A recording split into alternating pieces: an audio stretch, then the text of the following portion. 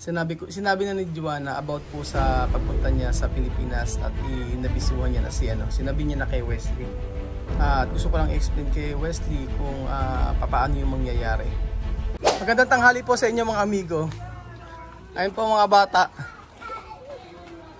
Kumusta po kayo dyan?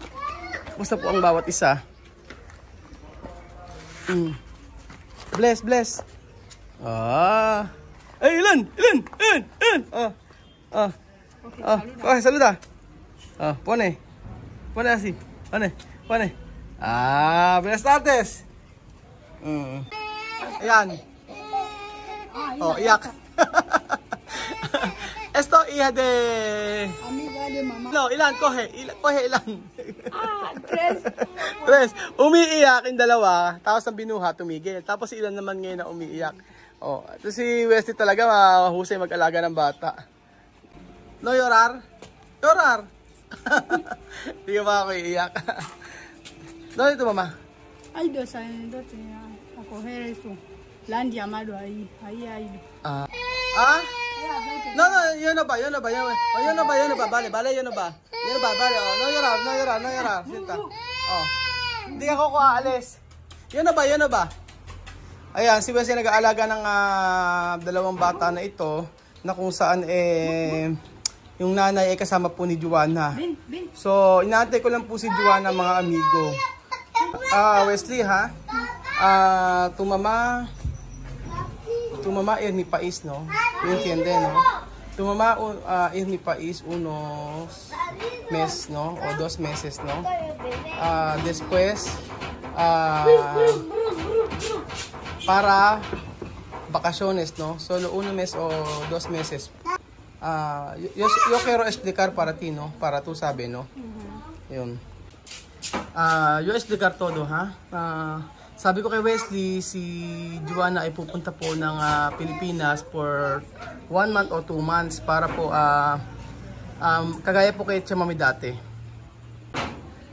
Para po na sa hindi po nakakaalam mga amigo, si Wesley po ay meron pong gustong mag-support sa kanya sa Pilipinas at gustong pumunta si Wesley sa Pilipinas para makapag-aral.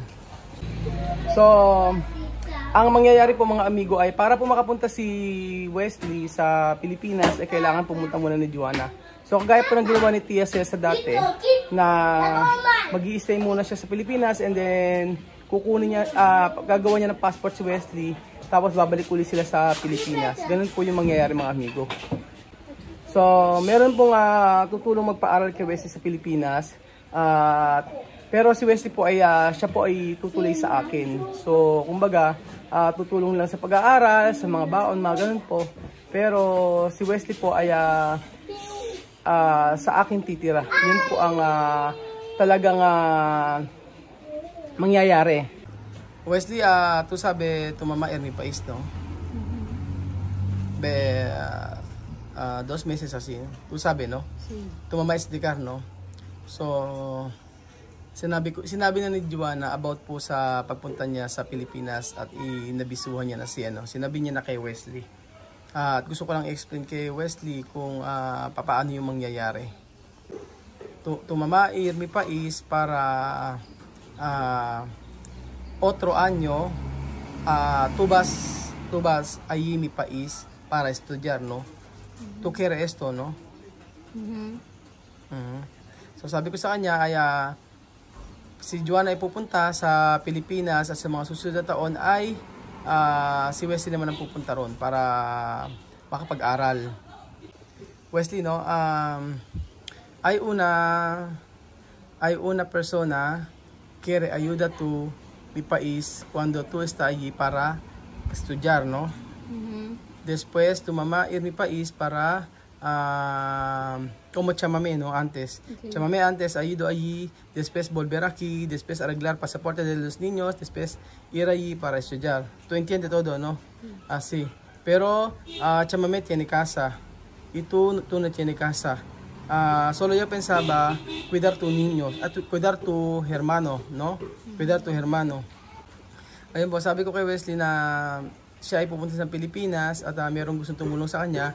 At kagaya ng ginawa ni Chamame, nagpunta sa Pilipinas, bumalik dito at inayos yung passport ng mga anak niya. At ngayon ay pupunta ng Pilipinas para mag-aral. So sabi ko, alagaan niya ang kanyang mga kapatid. Tu mamá que ha dicho, donde tu vivir cuando tu mamá ir mi país? Ir en el pueblo, a quedar ahí con la abuela, con nuestra familia. Vamos ahí en el pueblo. Ayun, ang sabing gano'n ni Wesley ay kung saan titira sila Wesley. So lilipat po sila Wesley ng tirahan mga amigo at pupunta po doon sa may kanyang lola, sa may Gabon at sa mga kapatid po ni Joanna.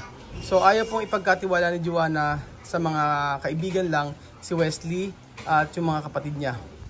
So ang sabi kasi sa akin ni Joanna ay hindi niya po pwedeng ikatiwala sa mga kaibigan lang niya, kay Monica o kanino pa man na alagaan yung mga sila Wesley. Kasi mga amigo, kung alam niyo naman po na way lang para makapunta sa Wesley sa Pilipinas ay kailangan muna ni Joanna na makapunta ng Pilipinas, magkatataking passport, kagaya po ng kay Chamame. So ganun po yung best na paraan para po makapunta itong si Wesley sa Pilipinas. At yun po yung gagawin namin. Kaya lang po, sa problema po kasi kay Wesley ay wala silang bahay, nangungupahan sila dito. At ayaw naman ni Joanna at ayoko din na maiiwan lang si Wesley dito at pagkakatiwala sa mga kaibigan. So bakit po ayaw kong magtiwala sa mga kaibigan ni Joanna? Kasi po, ang unang-una po ay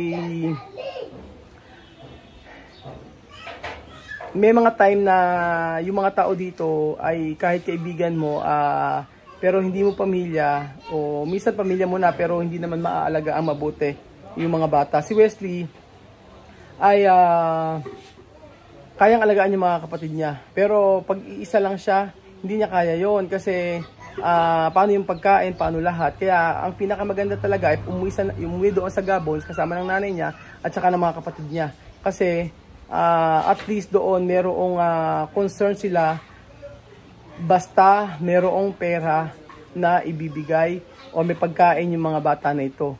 So ako naman po ay may kaibigan dito na para i-provide po yung needs nila Wesley, lalo sa pagkain at yun, pagka pumunta po sila ng Gabon. So yun po ang sabi sa akin ni Joanna at ni Wesley nung nakaraan din.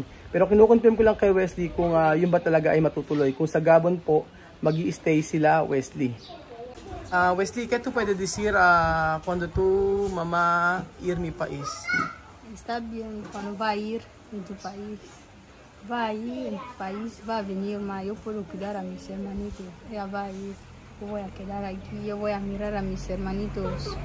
Y cuando va a venir, yo también quiero ir en tu país. Yo quiero ir a estudiar ahí para que yo sea alguien de mayor. Y porque aquí no hay esto, no hay vida aquí.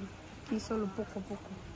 Aquí se aguanta, pero ahí en el país yo puedo estudiar, me va a ayudar ahí.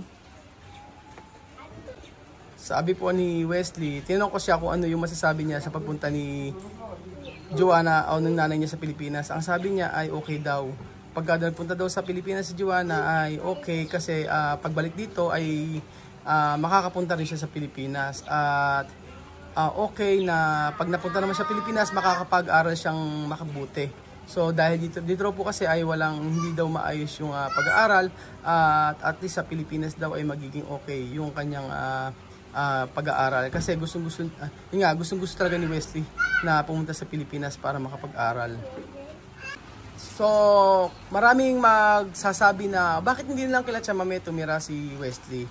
Bakit hindi lang kaya mag-alaga ay sila Sandra, 2 months lang naman o 45 days o 30 days lang naman si Joanna sa Pilipinas. Bakit hindi lang si Sandra o sila Apoyo ang mag-alaga?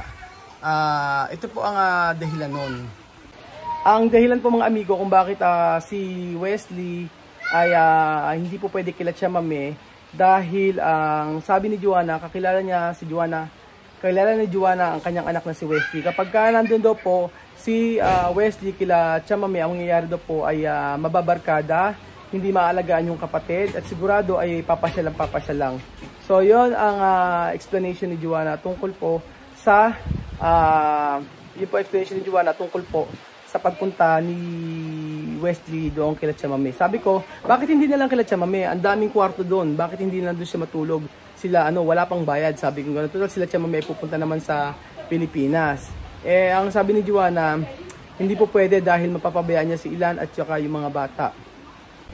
So, yun po mga amigo, na-explain ko naman kay Wesley lahat kung ano ang mangyayari para alam niya. Ang alam lang po kasi ni Wesley ay pupunta si Joanna sa Pilipinas para makapunta din siya. Pero hindi niya alam kung ano yung mangyayari. Tulad ng pagpunta niya matagal, no? Cuando tu mamá ir mi país es mucho tiempo. Uno mes, 2 meses así. Por eso yo habla contigo para cuidar tu hermanitos, cuidar. Porque no hay gente puede cuidar tu niño solo tú, no? Yon, sabi ko sa kanya, yung siya lang makapag-aalaga niyang kanyang mga kapatid. Pero kumpiyansa naman po ako na maaalagaan niya yung mga kapatid niya kung doon nga sa kamag-anak sa may lola ni Wesley siya mag-i-stay doon sa may Gabon. Ngunit syempre may mga disadvantages din at pag doon po sila tumira. Ang disadvantages po nun mga amigo ay papaano kukuha ng pera pag kailangan nila Wesley.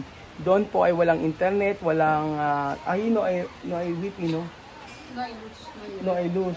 Ayun, walang, kasi pueblo po yun mga amigo eh. Walang kuryente, walang internet. Bago ka pa makapagkaroon ng internet, pupunta ka pa sa may sa labasan. Yun ang sabi nila Joanna. Kaya sa ngayon ay yun pa lang po ang pinaka-best na gagawin. Yun pa lang po ang best na option kung saan titira sila Wesley kapag ka pumunta ng Pilipinas si Joanna. Ha? Yo tengo una idea. ¿Qué idea tú? Mamá, como aquí el carro no, busca otra casa, aunque de 20,000, Ajá. no deja, ahí va a coger a abuela, trae a abuela, quedamos aquí con abuela. ¿Solo abuela? Sí, trae a mi abuela aquí, quedamos aquí. Solo, tu abuela no fuerte, solo andar así, no puede andar. Puede, pero nos va a mirar, yo voy a mirar a los niños, vamos a estar bien aquí, yo voy a hablar mensajes, yo voy a ver. So ang sabi ni Wesley ay hahanap daw sila ng murang bahay at para daw may internet kukunin daw niya yung lola niya. Tapos yung lola niya po mga amigo, ilan, umiiyak. Ang sabi ay ang sabi po ay ni Wesley meron daw siyang idea na kung po pwede ay dito na lang sila hanap daw ng mas murang bahay tapos kukunin daw yung lola para daw may internet. Yun ang sabi ni Wesley. So tatanungin ko si Joanna pagdating kasi ngayon po mga amigo ay umalis po si Joanna at yung kaibigan niya. So maaga ako napunta dito para po masamahan sila Wesley. Meron po silang inayos na papel na mahalaga. So yun po ang idea ni Wesley na hanap doon ng bahay dito na mas mura at yung lola niya ang papupuntahin dito. At pagkatapos po ay bahala na po sila. Kaya na raw po nila yun. So kayo po mga amigo, bigyan niyo po ako ng advice kung ano po ang mas maganda kapag napunta si Joanna sa Pilipinas. Ito po ay ginagawa natin mga amigo para kay Wesley para po makapag-aral ng maayos sa Pilipinas dahil alam ko na ang batang ito ay may future. So kung dito po siya mag-i-stay sigurado po ay hindi natin masasabi kung ano yung magiging future o kung ano yung kaharapin niya sa kinabukasan. So ayun po, ang concern ko po ngayon ay saan titira si Wesley kapag umuwi po kami ni Joanna ng Pilipinas at para mag-bakasyon, para matatakan yung passport ni Joanna and then magkaroon ng tourist ID and then makapunta rin si Wesley dito. So ayun po mga amigo, antayin ko po ang inyong comment. Please share nyo po ang ating video. Salamat po at I pray na maging okay po ang lahat bago po umuwi ng Pilipinas si Joanna at Camila Chamame. Salamat po at God bless.